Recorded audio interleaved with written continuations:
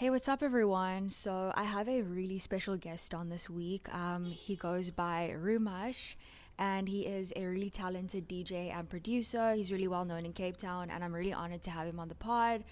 He goes by Josh, though, that's his real name. But yeah, how are you doing today? Thank God, all good yourself. I'm doing great, thanks. Okay, so I kind of want to speak about how we met. I think you were posting on your socials to like your followers or something, asking, "Hey, like, would you like a song produced by me or something like that?" And this was back in like 2019. And I think I popped you a message because I've done drama at school. I've always been like interested in doing like a song or just messing around with it. And then I like reached out to you, and you were like so kind and like so nice. So one of the things I've always enjoyed about like who you are is that you're so interactive with your like your followers and like the people that support you, which I feel like is so important when you're trying to like build a community and all of that. So I want you to kind of explain to me, how did you get started and how did you know that you wanted to get into music specifically? Amazing. So yeah, again, I'm Josh. So yeah, it's gonna be a bit selfish talking about me all the time. I feel a bit bad, um, but yeah. So getting started, especially in Cape Town, is very difficult. And when I started at that time, the music industry was booming then. So there's a lot of DJs out there, a lot of people who want to be involved in the scene. So to get your chance to get into the scene was very difficult, and the bigger guys didn't like helping newcomers in the scene, and it just is what it is in those cases. So I was very fortunate. I used to party a lot at a club called Springbox, and one of the DJs there I became friends with, and he's been my mentor to this day. I still speak to him, and he basically helped me get in. Taught me how to DJ, taught me everything about music, the industry, and everything. Um, Even the school that I'm busy teaching at, he was one of the people who recommended me to go there. He's literally guided me through everything. Now he doesn't do music anymore, which is quite upsetting because he's really good. But I mean, he's killing it at web design and doing what he does. So yeah, quite a long road, many years. I think I was 18 at the time. I don't want to give my age away, but it's over 10 years. And then yeah, it's been a long road since then. An awesome journey, difficult but awesome, highs and lows, and yeah, it's like life. It's just highs and lows, and just enjoy it and ride it.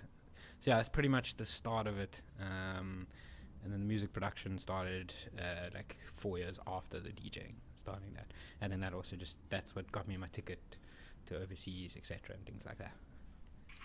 That's so awesome. It's like really cool to see like how one person kind of like sparked a bigger journey for you, which is really cool. So when did you like? Okay, you kind of spoke about how you got started and the reason and stuff like that. But when did you decide that you actually wanted to take it seriously, like as a career? Because I mean, you are very popular, especially in the like the psytrance community, and like I've seen you at Live Project. I think that was my first time actually seeing you live and actually knowing who you were personally, which was such a cool experience. Like your set was awesome, but like when did you decide to actually take it seriously? Oh, so I was 18 when like wanted to get into it. Obviously, parents, and this is any youngsters wanting to start, parents don't like when you want to become a DJ or producer. It's that simple. It's like, yeah, it's pretty much anything in the arts. Parents don't really. Majority of, I'm not gonna say all. Majority of parents don't like. They want you to have that qualification behind your name, and my parents were the same. They wanted that qualification. I then ended up doing a year's straight after school, a year of mechanical engineering. Hated it. During the same time, partying and meeting the DJs and getting into the scene. And I hated the engineering. I then did my pilot's license, which I loved. But when I got near my end of my pilot's license career, by then I was making good money in music. I didn't need to really do anything else. So that's pretty much the route that I had to take. And once I got the big gigs, and my parents were like more chilled. I wouldn't say they were chilled, but they were more chilled with everything, and they could see that I was happy doing it. So I'd say it really took off, or really like actually went into it full time, was probably 3 years after finding out about it and just deciding let's just go for it. And that's actually, I started playing EDM music, commercial music, and when I decided to go and dive in, that was when minimal psytrance. I started there, and that's where it really took off. When I actually sat, well, still do today, but like sat like 8 hours in studio every day and made schedules, did as though it's a proper job, and that's what made the night and day difference of the career. So it's difficult to get to that point if any new guys are listening, but make sure your parents are happy. That's of course a big thing. End of the day, they're the ones bringing you up, so just keep respecting them, and on the side, hustle your music, do your music, and eventually when the music's paying enough bills, then say to them you now want to take it seriously, because then once you dedicate that 100% time into it, then that's where you'll make it, because you're putting all your energy there. Yeah, 100%. Yeah, that's really fascinating. Like I've seen, like we've obviously hung out a bit in your studio, and like I got to see how you create a song, which is like super cool. Like I honestly don't know how you like actually do that. It was super fascinating to like see how you kind of put the bits and the pieces together, and like how you cut the music, and it was crazy. So in the early stages of your career, like what was it like, and how did you actually book your first like events? Like where were you playing first? Wow, this is long ago. The first event, my mentor got me my first gig, and it was at Springboks in Newlands. It's closed down now. That's old. It was there. He got me my first gig. I played 20 minutes on all of his music, his controller, his equipment, just so I could get it, because it's quite a big thing then, and there was a lot of people. So that was my first gig, unpaid. But yeah, that's how it is in DJing and arts. You don't get paid pretty much when you're a newbie until you've built your brand and built yourself. So I'm so fortunate to have him have helped me. Otherwise, to get into the scene then, even now, I'd say it's very, very difficult. It's we'll chat about that when we get there. But back when I was there, it was almost impossible to get in unless you knew someone, and that's if that someone gave you the chance to get in. And I feel like it's like that with a lot of industries where there's no qualifications, because DJing there is no qualifications. It's pretty much how good you are at music. So yeah, that's pretty much. It was long ago though. That's not a very long ago, but it was fun once I was in for that. Cool. So like what were some of the challenges that you faced early on, and certain challenges that you've overcome like throughout the years, like being in the industry, like specifically? Wow. The challenges then and the challenges now are different, because I've grown from where I was then. The challenges then was keeping yourself financially okay, because DJing's not a steady income. It's seasonal. It's how many gigs you can get. It's how well you build your brand then to now. Whereas back then I'd have to play like 15 gigs, where now I can play 1 gig a month, and it'll be the same as though I was playing 15 back then. So that's changed now with that. For me back then, I would say the hardest part was getting gigs and starting a brand. That was difficult, and it's exactly the one key thing I did try to do different is interact with fans or people who follow you. It's the same how I say any big company is going to look after their clients, because they're the ones paying you. It's the exact same thing. Even though you're not physically giving me your cash as someone coming to a party, you're paying the person who's booking me, and they in essence, the person who's booking me is going to pay me my set fee. So therefore, if I can make you happy for every single party you're going to follow me, it helps me later on, and then of course promoters and things like that. So that's the secret or the key that I focused on when growing. It's like you mentioned, and the scary thing is I actually remember making that story, because there's quite a few people who messaged, and then I think I ended up doing a song with a friend off of that, or now a friend, and it actually was quite a nice track. So it worked out that story actually just a bit of help with it. So yeah, it was quite fun. Challenges now is completely different, because after COVID, unfortunately, the scene is not the same how it was. So it's very, very, very niche right now. They're not willing to open to experimental genres. So you have to kind of make it yourself. In other words, you have to throw your own parties to get that out there. And now that I'm focusing very much, as I've grown more into a niche rather than general, and that's what made it difficult now. But it's an artist decision, not a financial decision. So if I wanted to do a financial decision, I wouldn't be doing psytrance. I'd be playing like EDM and things like that, because that's a broader market. But then you don't enjoy it. So it's like a fine art of living and your passion of what you want to do. Yeah, exactly. I feel like so often, like a lot of people kind of lose their like, I would say, integrity, because like sometimes it's always based on like, you know, maybe what's going to sell or like what's going to make a lot of people happy, but sometimes just focusing on that core group of people that actually enjoy what you enjoy, and like those people will support you and they'll be like diehard fans. And like obviously, you know, being in the arts as well, like it is important to like scratch that itch and like do something that's going to make you like feel fulfilled. So that's awesome. Okay, so how have you managed to sustain your career in an industry that is constantly evolving? So you kind of spoke about like, obviously now you're focused on one specific niche, which is a bit difficult, but like how have you consistently like evolved over the years, like in your own career? Oh, that's quite an easy one. Don't follow the herd, just create your own path. It's that simple. Don't be scared to experiment and try something new. When I was growing, everything was the same. I decided I'm going to do minimal, also a niche genre. Threw myself head into it, the only one at the time doing it in Cape Town, and that just blew up completely from there. From there, I decided I wanted to play like an electro-style progressive psytrance, which I did, and then that just grew from there when I changed over. Now I'm pretty much sitting between there and something called complex prog, which a lot of guys in Cape Town play. Yeah, there's such amazing artists here that play it, but I'm trying to do like a difference between the two, and you'll lose out on old bookings.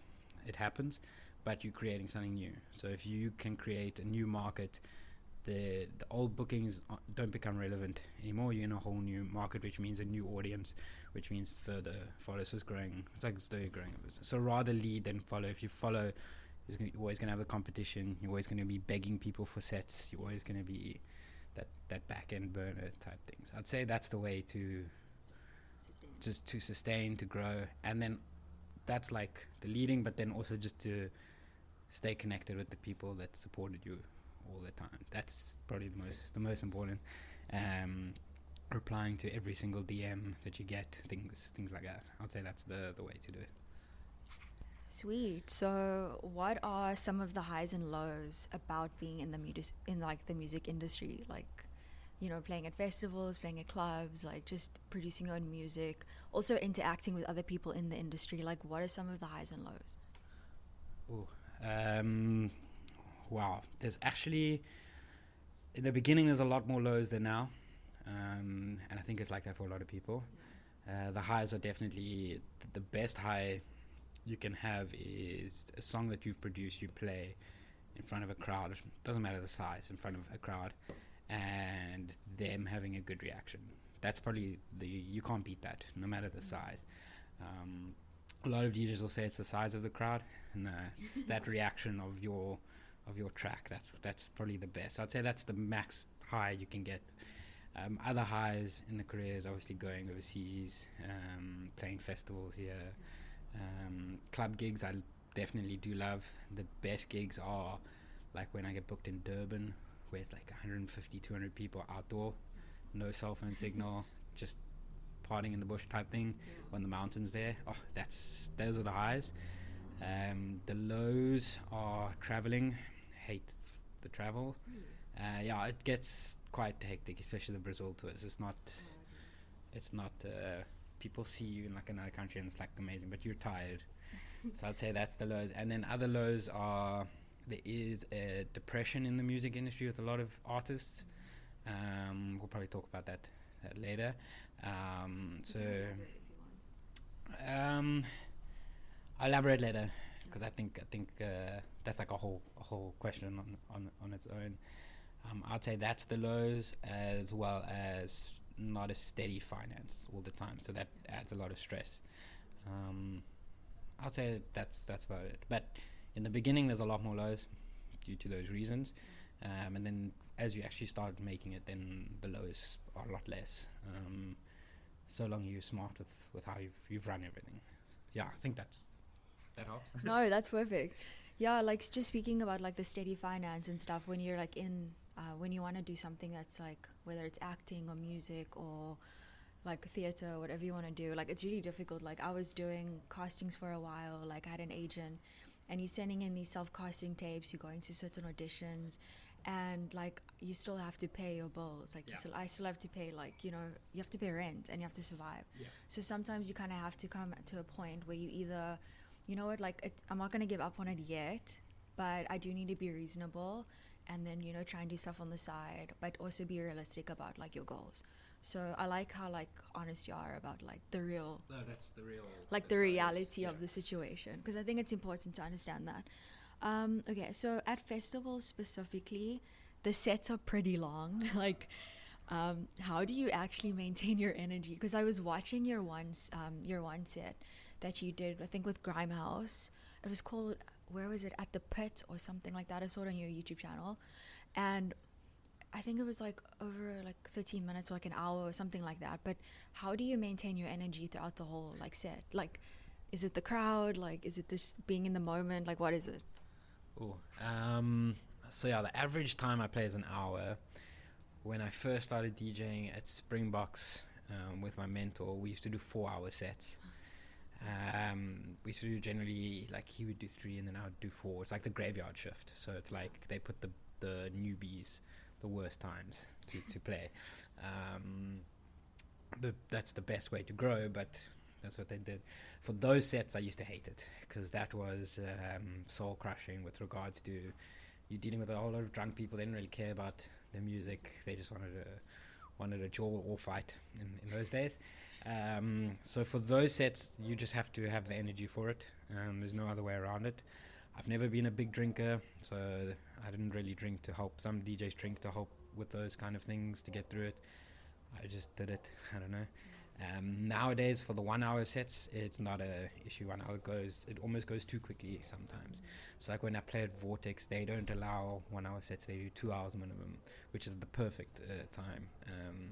And you just feed off the crowd. It's you just keep going. You don't get tired. The only thing that really happens for some guys is they're like tall DJs. I'm short, thank God, for this reason, thank God. But some tall DJs get back because they have to lean forward, so their back gets sore mid-back. Other than that, most guys can do it. It's quite you're so into it and you're doing what you love, so you won't get tired too easily. Awesome. Okay, so the next question is, how do you prepare before an event or a show? Like a lot of people have like pre-show like rituals. Like how do you mentally prepare like for an event? Oh, wow. Back then, when I first started, I used to prepare almost like song by song, and I used to be so nervous beforehand, which was like very nerve-wracking. And my mentor used to tell me, just never prepare. Just know the real fundamentals of DJing, which is basically your counting and beat matching. For those who want to do DJing and want to look into those, do it. Know those off by heart, backwards, left, right, so that you could wake up and recite it straight away, and then you'll never have to prepare for a set ever. And I took his advice and I worked really hard on that to a point now where it's all about reading the crowd. So I won't prepare a set with regards to what songs I'm going to play. I just have all the music with me. Depending that night what that crowd's doing, I'll play a set like that. Go with the flow, because you'll go to a crowd and they might not want commercial, then you have to play really full-on side trance type thing. Or you might go there and they don't want full-on, they more want commercial. Like if I play northern suburbs, I know I have to play more commercial than town side. Things like that. So never prepare with regards to actual getting there in DJing. Once you know the basics, you're fine. Nervousness, I still get nervous no matter the size of the crowd. Even if it's 50 people, I'll still get nervous. It's just something I've learned to handle. There's nothing you can do. You just have to do it. I don't know how I really prepare for it. The most nervous I've been was a Brazil show at a club called L14.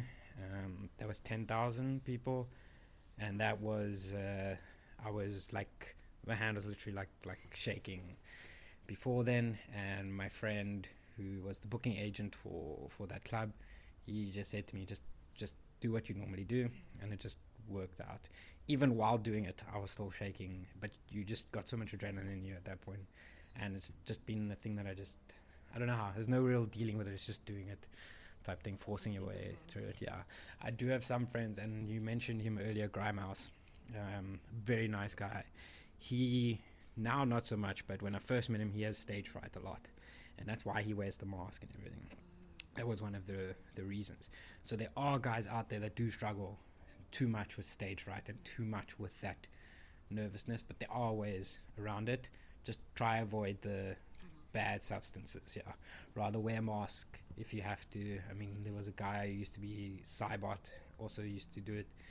So there's a few guys that would just wear a mask or things like that, but don't go to the bad stuff. Just focus on the good stuff, or just get into more music production than DJing, and get a friend to do the DJing side for you, type thing, and split money or work it out how you want to. Yeah, because I feel like if performing live isn't something that like serves you well and like makes you dabble in like to like maybe bad stuff, maybe it's like not for you. But yeah, I have heard of a lot of people that kind of go down the wrong path, and it's quite sad. Okay, so this brings us to the next question, which is going to be about like mental health. And I find that focusing on mental health, especially for guys, is like a stigma, like, oh, you guys shouldn't speak about your feelings and all of that type of stuff. But I mean, you're still human, like you still have emotions. So like, how do you actually take care of your own mental health on a daily basis? This is going to be like a long topic. So before I say, if it's okay with you, before I say about me, what I do in the music industry, and especially if new guys say this a lot, but if new guys are listening, mental health is a big thing. And I don't know if those who don't know, I lecture music production and DJing for a company called Rise Academy. So we teach like a lot of students, international guys from the townships, local guys, Milnerton side, northern suburbs, disabled people. Like we've done everyone. And one of the lessons I teach there is I think it's in the second class I teach, and it's not actually in the notes, but I always tell the students this is, once you learn how to make music or how music works, you lose your release and escape with music. So what I mean by that is, if I know where every single drop's going to come, I know where every single snare is going to happen, every single hat's going to happen, every single bass sound's going to happen, I'm not really like hearing music and enjoying it. I'm listening for every little sound, and therefore I don't have that release. So with the average person, if they're feeling sad, they'll play a sad song or something, make them happy. It works. It helps a little. With DJs and that, it doesn't work like that. Yeah, because you're now knowing how the song's made. You're listening to where it's going to change. You already know. For example, I know when a drop happens, I need to ensure that all the frequencies are there to react with the human body. So you lose your release, and it's to a point. Eventually, it gets to a point where there will be days where you, as a DJ and music producer, won't even want to listen to music. You would rather have silence, type thing, and that's dangerous. And that's where the substances, one of the ways substances come into to play. That's not even. Then there's still having that, plus then being in the environment of drugs and alcohol all the time at clubs. It's an easy gateway. It's an easy way to get in. So that's why, like, artists in general, it's the same like painters.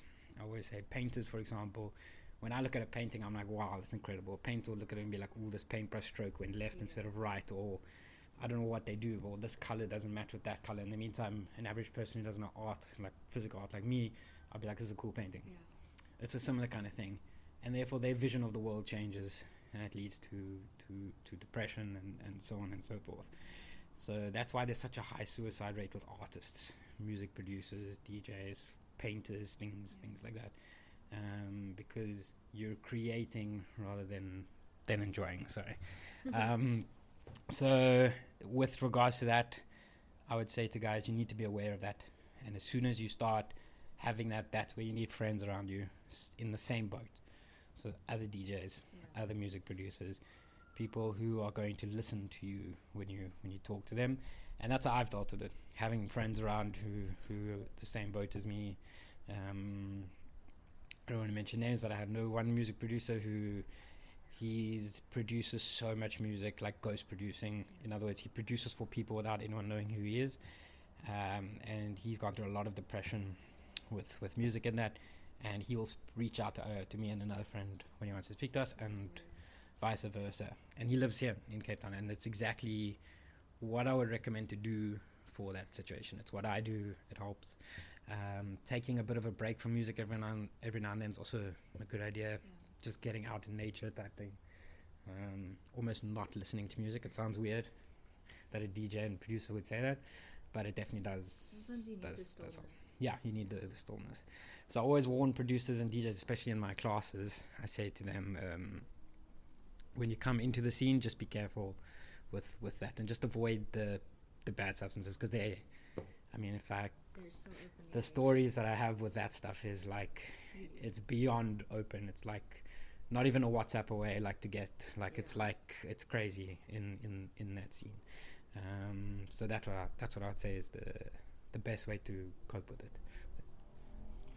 Yeah, like it's interesting because especially in Cape Town, you know, there's a lot of open access to drugs and alcohol, and I've seen firsthand, like myself, how you know, when you go out, especially in town, like you just see what that party life or the nightlife does to you, especially if you're constantly in that specific area and that's what you do, and you're around the circle of friends that go out all the time.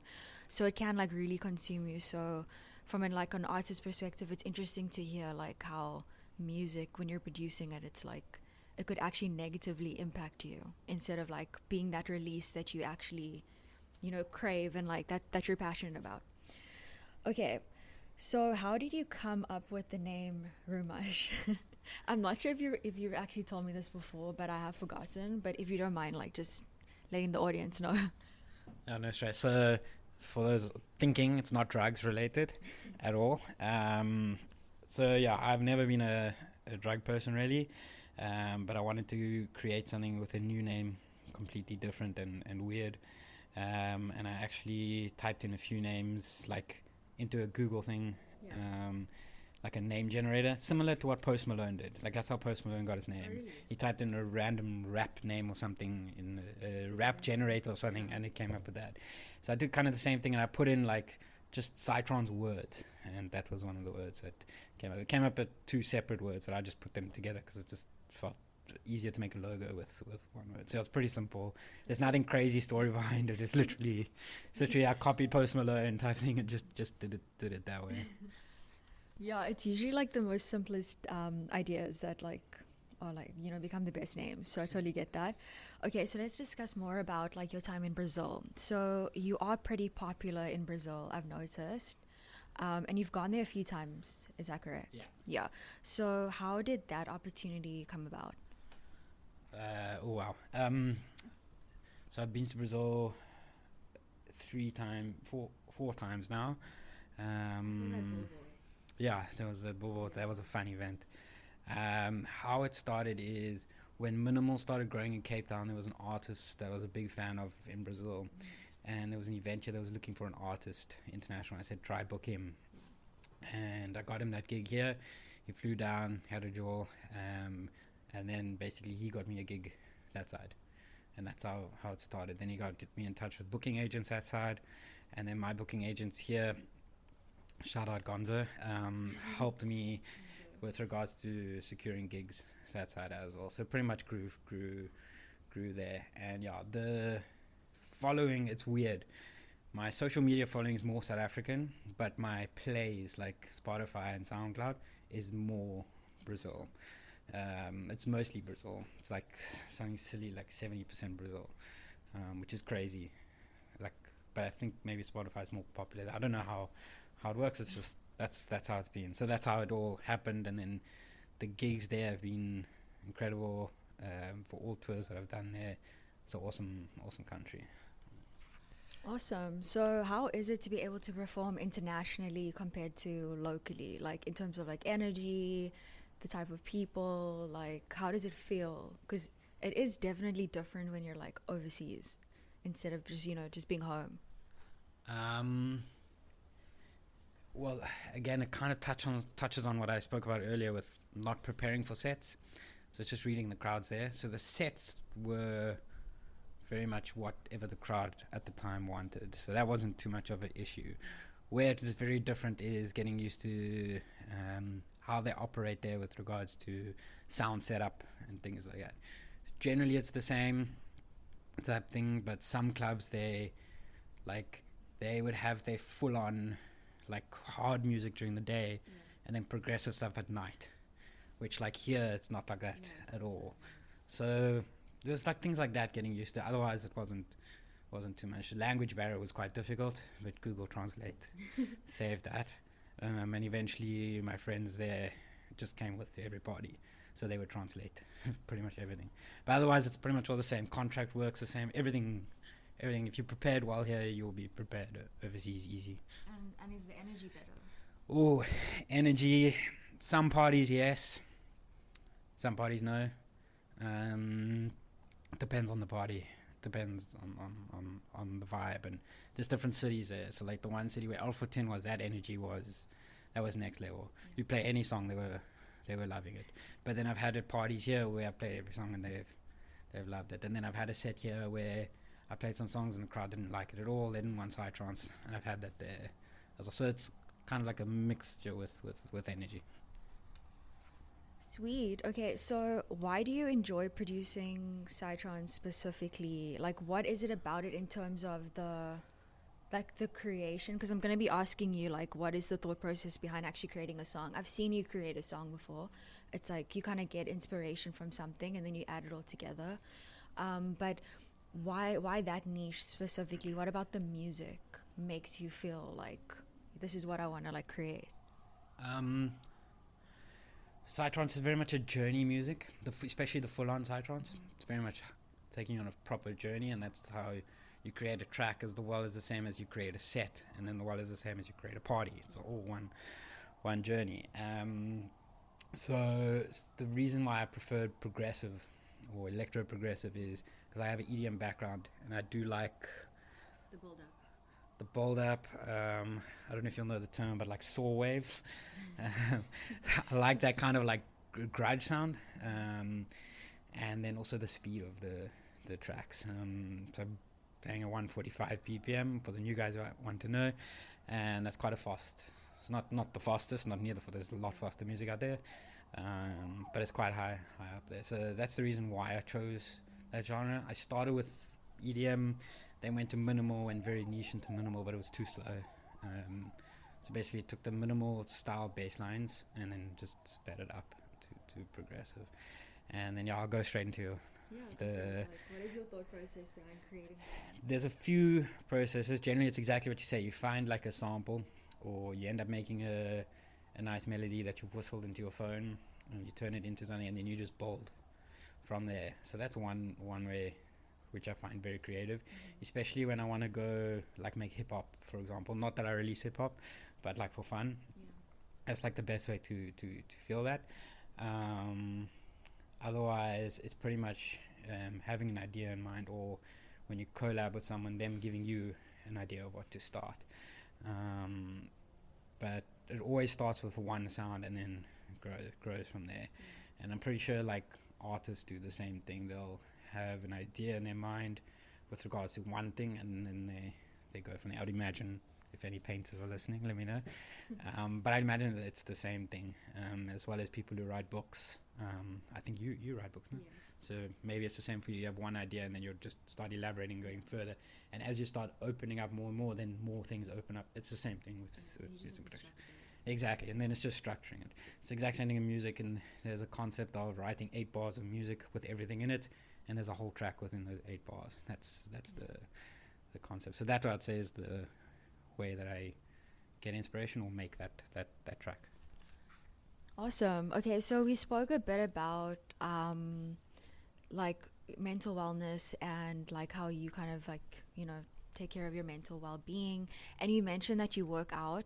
So I know like being physical and like being active is like one of the best ways to like strengthen your mindset, because there's just something about it that makes you feel good and makes you feel confident, and like when you're feeling at a higher level, you're able to perform at a higher level.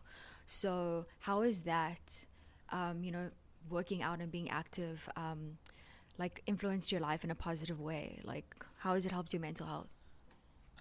For those that haven't seen me, I'm not a fit person. I'm quite a big guy, not muscle, because my eating habits are, as I told you, it's not the best. But I do try. Yeah, I do try. Not try. I do exercise pretty much every day, mainly gym and things like that. Why I feel it's more important, first physically for producers, because you're sitting all day. You same when I go give classes, I'm sitting in the office teaching. It's not like I'm running around or things like that. You get in your car, drive there, sit there, get in your car, drive home. So physically you just have to move.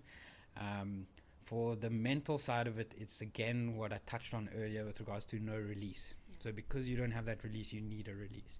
And gym is one way to get that, or exercise is one way to get that release out.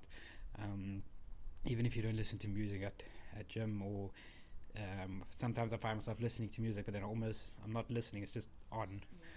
It's almost just noise in the background, which happens a lot because you're so focused on just gym. So it takes your mind off whatever issues you're having, and then you're just focusing on that, dying for that for that hour or two.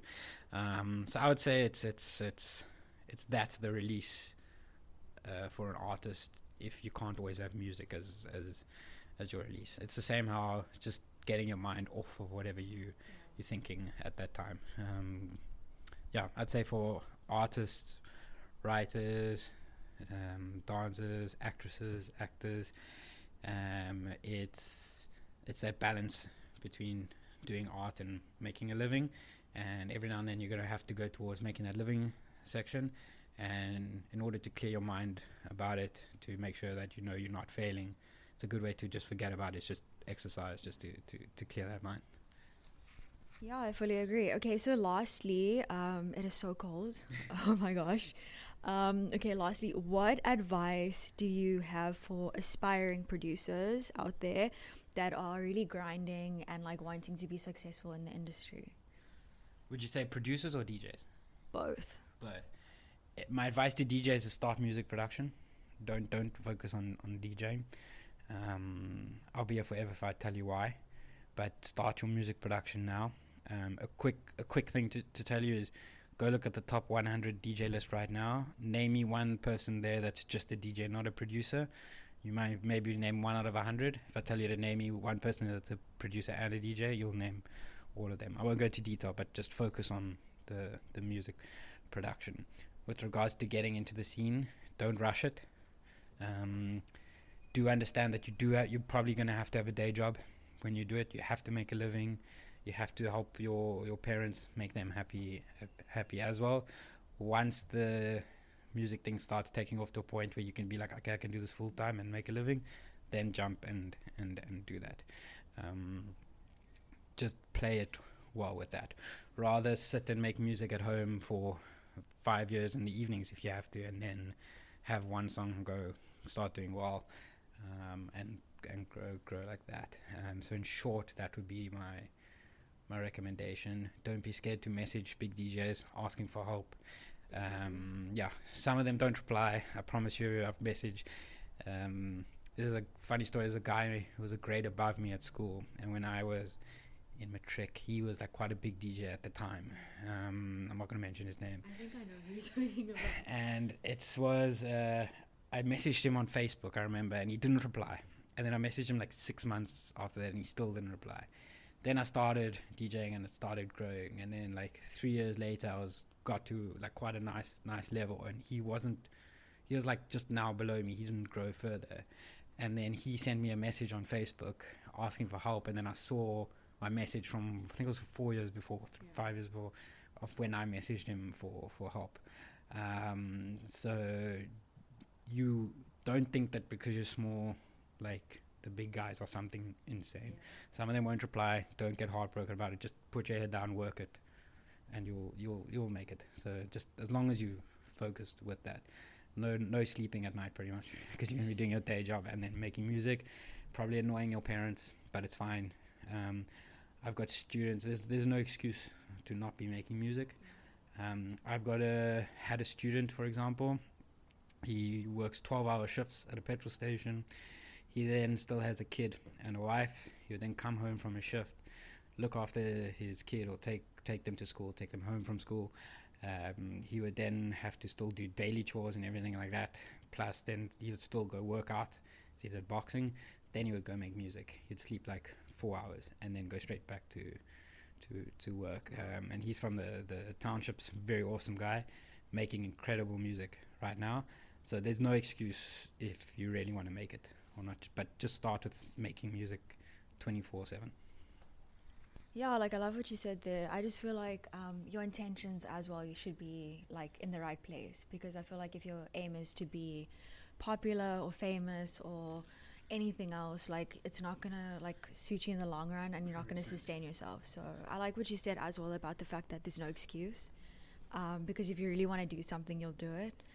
So yeah, like that comes to the end of the podcast. I'm super like excited and happy that you could come on. Like it's actually such an honor, because like I'm a huge fan. And yeah, like thank you so much for creating music that makes people feel good, and for hanging out with me for a little bit. Anytime. Thank you. Thank you so much. It was a very far journey to get here. Definitely. Okay, well guys, if you guys did enjoy the episode, don't forget to like, comment, share, and also subscribe. And I will see you guys next week, Wednesday. Ciao.